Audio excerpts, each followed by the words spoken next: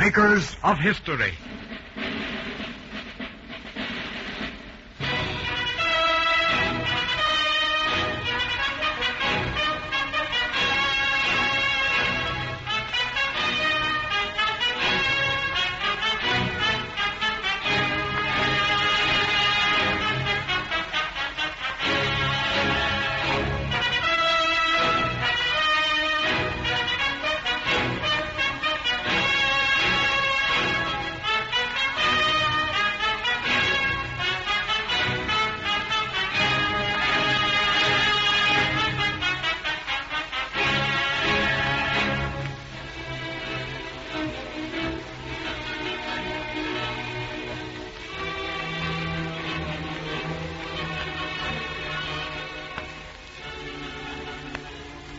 The Declaration of Independence, July 2nd, 1776.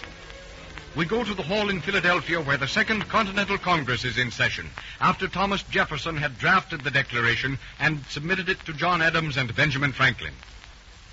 Richard Henry Lee, father of the resolution, has just finished speaking in favor of independence. Dickinson of Pennsylvania has opposed it. Francis Lewis of New York is speaking. John Hancock of Massachusetts is presiding.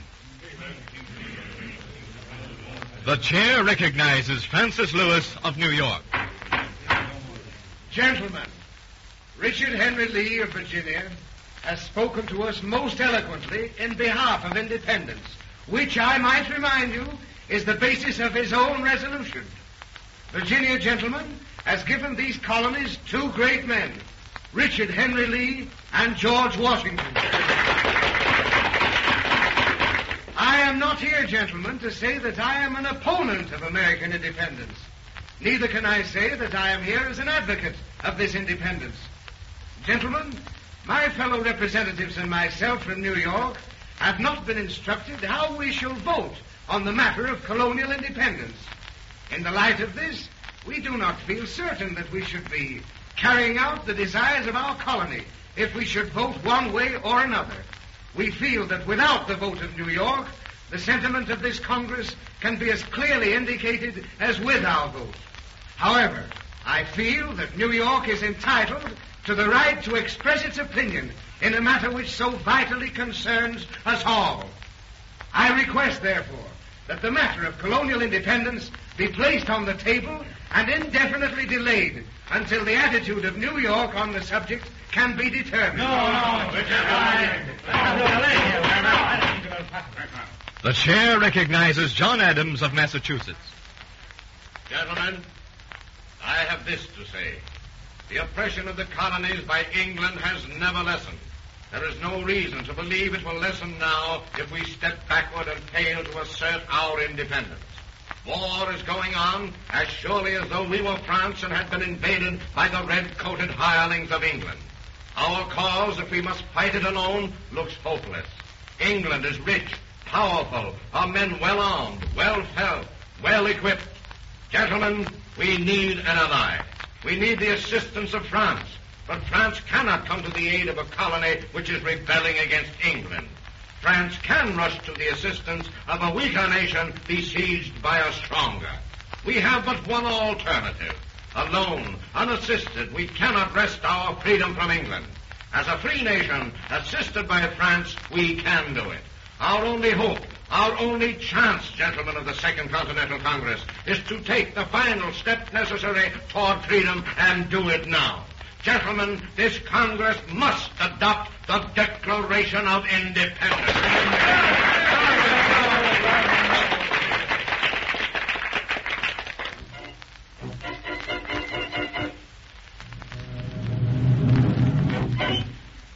Our next scene is less formal.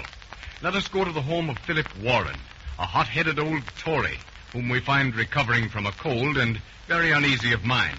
His discomfort not lessened by the sudden arrival of young William Saunders to see Ruth, his granddaughter.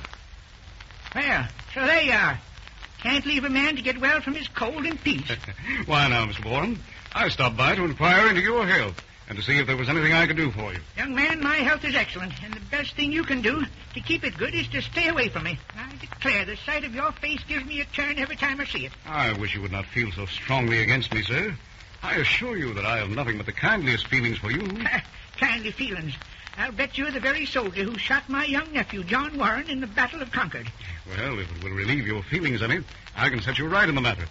Unfortunately, I did not have a musket at the Battle of Concord. My only weapon was a drum.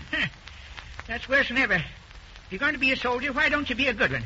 A drum instead of a musket. Well, here comes Ruth. Maybe she'll enjoy talking to you. I'm sure I don't. Good evening, William. Oh, good evening, Ruth. You're looking sweeter than ever. Of course I am. But tell me, what did the Congress do today? I was unable to go there. Grandmother needed me here at home. Prepare yourself for a shock. William, the colonies did not refuse to declare themselves independent. Of course they did. No courage, no stomach, a lot of milksops. Well, you're wrong, Mr. Warren. The Congress adopted Lee's resolution of independence. What? They didn't dare. Yes, they did dare. In fact, the matter was pretty well decided yesterday. Yesterday, William. Yes, it was put to a vote yesterday. 9 of the colonies voted for independence. 2, Pennsylvania and South Carolina, voted against it. Good, loyal Englishmen they were. These men from Pennsylvania and South Carolina. Yeah, very likely they were properly frightened of His Majesty's anger. The delegates from New York did not vote at all. You say that vote was taken yesterday? Yes, yesterday, July 1st. And today, July 2nd, the matter came up for a final vote. And Pennsylvania and South Carolina swung into line and voted for independence. Now, what do you think of that, Mr. Warren? Traitors, turncoats, a lot of ninnies with no courage in their beliefs. Then the resolution of independence was unanimously adopted? Except for the absence of the New York vote, yes. Then the date, July 2nd, will go down in history as one of the greatest of all days for America. Yes. Do you know what John Adams said to the Congress after the resolution was adopted? I can imagine he spoke strongly. He certainly did. He said, "Gentlemen, this day, July 2nd, will be the most memorable epoch in the history of America. This day will be celebrated by succeeding generations as the great anniversary festival. It ought to be commemorated as the Day of the Deliverance by solemn acts of devotion to God Almighty. It ought to be solemnized by pomp and parade with shows, games, sports, guns, bells, bonfires, and illuminations from one end of this continent to the other, from this time forward, forevermore." Tommy rot. But, Mr. Warren, one moment, please. Now, for months, I've kept my peace while you ranted and raved about His Majesty George III. I believe the time has come for me to speak my mind to you. You dare speak to me like this in my own house? William, dear, I beg of you. I must speak, Ruth, darling. Your grandfather means well, but he holds mistaken political views which are apt to get him into trouble. I'll attend to my own affairs, young man, and you mind yours. After I have said what I have to say, I shall hold my tongue. But look you, Philip Warren, you were born an Englishman. Yet you found the government of George III so intolerable that you sought refuge in America. You can't talk to me like this. Here you found refuge, until His Majesty's long arm reached out and harnessed you with unjust taxes, with cruel boycotts, with merciless legislations, and finally with murder. You accuse His Majesty of murder? For what else could you call the slaughter of our men at Bunker Hill? What else could you call the burning and pillaging of Falmouth, when 1,000 persons were made homeless on the eve of a bitterly cold winter? I hadn't thought of those things. Philip Warren, the men of the colonies are laying down their lives to save you and your kind from greater persecution. Mothers are sending their sons to the battlefields to die. Wives are sacrificing their husbands so that America may provide you with that freedom from persecution which you came here to seek. William, you're making me see things I never stopped to consider. I know it, and I'm not finished. The American troops under Ethan Allen have taken Ticonderoga. Montgomery and Arnold have invaded Canada. Washington and his men are at this moment engaging the troops of His Majesty under Howe, Clinton, and Burgoyne. If the American army fails you, your lot will be a pitiful one indeed. The new united colonies need your support, and the support of every man, woman, and child in America. And they shall have it. I see now. I've been a stubborn old fool, William. I've allowed myself to be swept along by a dream, a foolish dream. Ruth, where's my musket? I'll join Washington's army at once. You'll do no such thing. You'll stay right here at home and hold the yarn while I knit stockings for the boys. Obey your general, grandfather. But first, you have a more important duty. Tomorrow, you go with Ruth and me to the clerk, who will make us man and wife. What? You're going to marry William? Tomorrow at noon, grandfather.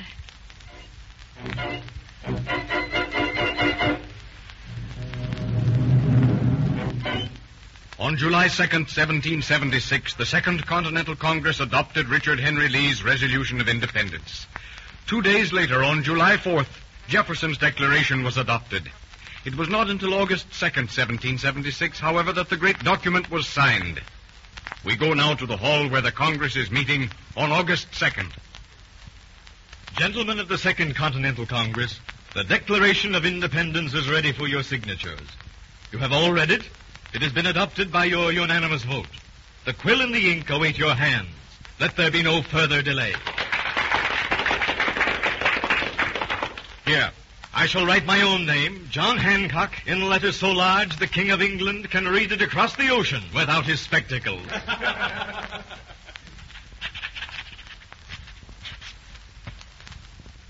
Benjamin Franklin, your signature. And let me remind you, sir, that you are committing an act of treason against His Majesty George III. Well, my friend, we must hang together or we shall hang separately.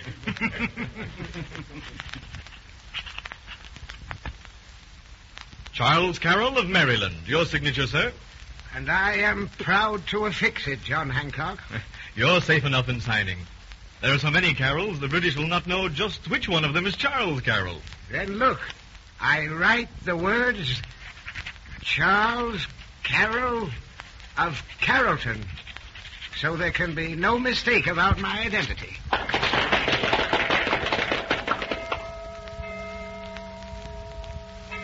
What is that distant bell? That, my friend, is the Liberty Bell. The people have heard that we are signing the Declaration of Independence. They are beginning their celebration.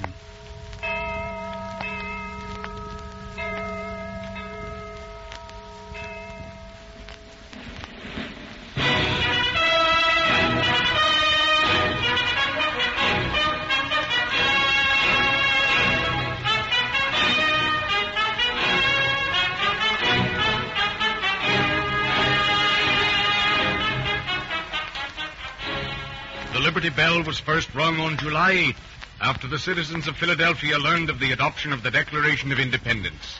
It was rung again on August 2nd, when the Declaration was signed. But because of its adoption on July 4th, that date is celebrated as Independence Day.